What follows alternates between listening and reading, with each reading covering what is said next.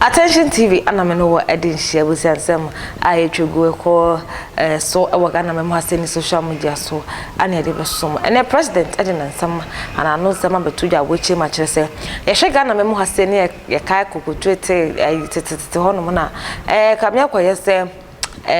emema nko ana betna presidential seat no so na ene no de nsem bia kire mo kire se kamya kwa yese som no de ni dream na ne se anase ni da so hu ne se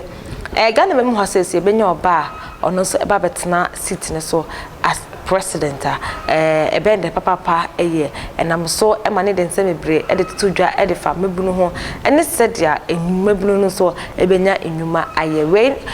bra na ye nsom kirofo no binumo kire nsem no ye papa bra president anado dankwa kasa no wo ho ebiyenko na yenkoti embra.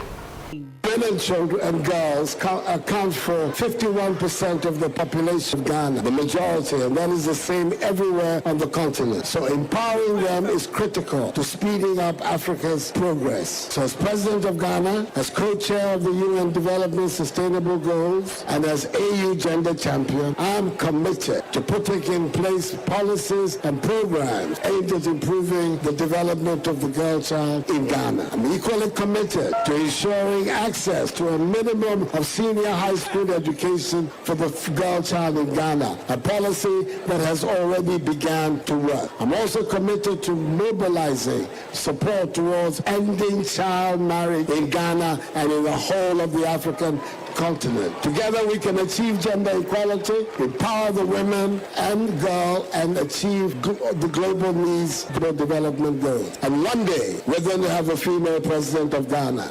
Adafo mampani na adodanko Akufo Addo ne yete se wo kasa wo Global Citizen Festival so wo Independence Square na yete se wo no ye mampani wo Ghana yi na sa ye co-chair edema UN Sustainable Development Goals na wo behwe se saade a waka ho asem no ebetimi atumpo ne mpo se ye be improve a girl child in Ghana education bibibia mu no eno so yade ba akwa wafrase a wo ye ho adwuma ye ho toto ye ne hihye nyina sa de be ya botaye bi esi eno so sa da achie nkwama bi emma betimi aginim wo Ghana amanyosem dodo ne nwumakuo mu no ebetimi abam eno da nchan a wo kasa no wode maami Jane opoku ageman eye susudua se ye nyina ye be kai se mfempinu ne aduonu mampani da John Dramani Mahama fa abedi akire yes, I'm a mini Ghana for boy, you're not tono side, tono wanya mango. Now what this was for Sanya Casapa. A one man will baby say a friend, my mere Donko. One was so chinity. And your Donko so by Jenny Deeper. Or now any interview because I don't know what on Shamara. And Penny and Papa to Trodo. And one a PPP. Mame Bridget Dogonuku. Ono so de ba hwemu ane maami so bo adwumason emuwa na ya maami kunadu agema rolense maami so se me ya mampani ne so do kuna bi woni ya de ma wanya yie wase sanye ma wo ya akukwo nyina de addition so se Ghana daati ye benya mampani a wo yo ba me atie brodua meka ho bi na matoto Ghana fe wase wobeye du obetumi bia sasa ade no ebebem ama bibi mai de ebebe ha ebe akra mema no ya bramo ani dwe kankan ema ya na ebefa baton no ne ade dwuma mampani na adanko Akufo Addo so watayechi ene ekotie bi yo ene enche emema ebetena nchen na ema ya bedie posu bibia be kwankan ma so de esa batayo ni ti no futabere sa ye bebie ni mo mato wo no ye be bibia kama kama mu be hu ye motena nchen na mo ko musanse mo dem ye ma baba wa tegete me fa pani ko dina ba bi na ye be dada ho ma me hwo ha ma me hwo ha da bi ana wata ade ne atade be kala be na ye nyamo sa se ye besi amaga ye smooth na baje mon sam ate man pani wori so ade hu na sam na no kan enti ne da yesu we se de emrem e nyina ye bom pa ya kan Ebusuafo ye to akase ne so ewo ensam fofromo na deputy finance minister eyowura Jonkuma ene wakase wo chese NPP abanye na adodankwa Akufo Addo eda no wo mo na makwanua se bia so ehwe sebe ya mebuna enya dwuma nye wo man Ghana mu no wono betu ase de afri ho no mo enti wose wo mo nam kwan efe no innovative so ya wono etu sa anamoe na wo twem se innovative no ye ka eno ye you start project ye mo de ben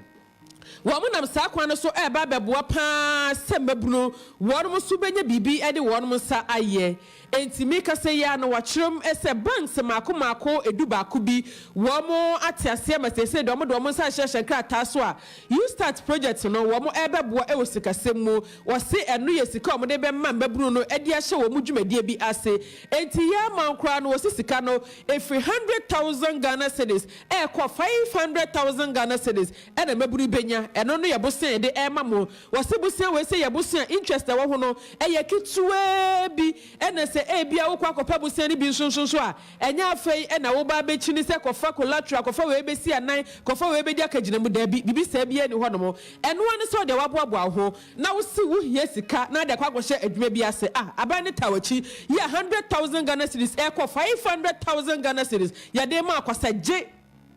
nefa ko hye adwuma bi ase na no aboa ma won sonso no watimi afa foforo e wo wadwuma mu na wo mo e kire se we se ne ye de ma wo a ye hwe ni se e bia emfie beye mienu e ko ni mfie miensa so no na enwuma ebuso e wo oman Ghana mu enti aban ne de e ya de wodwene Ghana maburu papa ye ogusu etu anamo na no oto aso ye wo twem se sa kwan yi so no banks ahodo ye a wo mo agye pene banks makoma du ba kwi ye wo mo agye pene edi sika ebe so mabu na sana se you start na se no se koba se ebi omu di sika no ema enya di abande no be fol mu bia we se no se sika no bre na hye kwa akogye sika ana se sika no eba kwa ebe fa so ebe che no eno aban se nim ebi enti mu a bank na na ba be ni bibia enti sa bre de eji so ma hye badwani wakasa ye a wo twem se yenye gidie ni arehwemu e wa ban no mesa se kwa bia so wo boa ama mabu no enya dwuma ya enche you start no e de sa kire kese be ba e wo man Ghana mu Ajikwa FM. Adofo ye free you started den satraya bebo my Ghana mu a. Na ye kwa Maslock bosi a eno ye de bo adwadefo nkuma ne adantamo. Amo mo de bo wonum da adwumadie. Na we nam so ma na nu fie da kohwen. Ye bo adwadata bo mfrete. Awo Kumasi Jubilee Park. Na eno na adwadefo kuhudo a ekuo bia som nipa baako aduasa 9. Na ye checheche mu ne ye nyakuo baako aduonu enum na no mu kire mu a sa adwadifo beye sa pem aduanan ahanan ene akire no wonu mutumi nya sika botene beye se million baako akire ponson eye 1.7 million Ghana cedis ani ye se adwadifo nye no mu fa nkotra wonu makwabam na ne ye pani behwe adwadifo ye ni agebo wonsam sia afum sika isa brato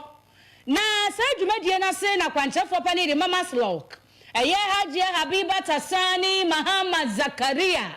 wo share body bitu aso piso eye sese be ya ema bedi nim sika baba ma botom sika baba ma pesim baba ma bagim anunti no mu di dwuma President Nado Dankwa Akufo Addo eni da so hunu a wo chire ma chire so no de Ghana me mo ase de benya oba na female president pa de eno a ne da so hunu no eno ana ne de be so mo e wa attention ti be so makra odas